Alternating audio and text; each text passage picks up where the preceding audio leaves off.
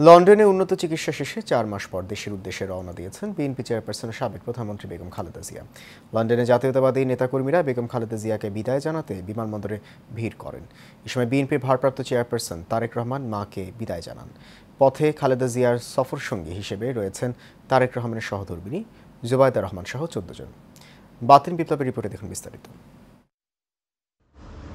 London সময় বিকেল 4:30টায় Heathrow আন্তর্জাতিক বিমানবন্দর থেকে ঢাকার উদ্দেশ্যে রওনা হন বেগম খালেদা জিয়াকে বহনকারী বিশেষ এয়ার অ্যাম্বুলেন্স। বিমানটি ঢাকার হযরত শাহজালাল আন্তর্জাতিক বিমানবন্দরে সকাল 10:30টায় পৌঁছানোর কথা রয়েছে। বিদায়ের আগে লন্ডন বিএনপি নেতাকর্মীরা বিমানবন্দর এলাকা স্লোগানে মুখরিত করে তোলে।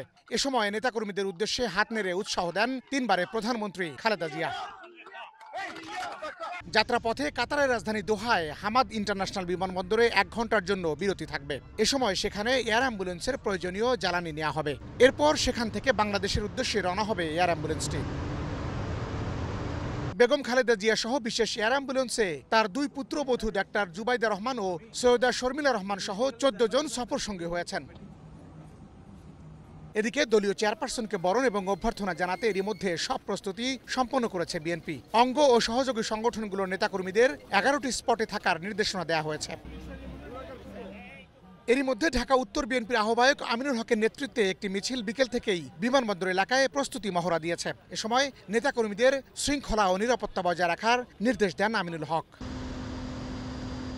নেত্রীকে স্বাগত জানাতে দলীয় নেতাকর্মীদের রাস্তার এক পাশে দাঁড়ানোর পরামর্শ দেওয়া হয়েছে। একই সাথে বিমানবন্দর ও চেয়ারপারসনের বাসভবনে সর্বসাধারণের প্রবেশ নিয়ন্ত্রণে রাখা হয়েছে। বাতেন বিপ্লব, এশিয়ান টেলিভিশন, ঢাকা।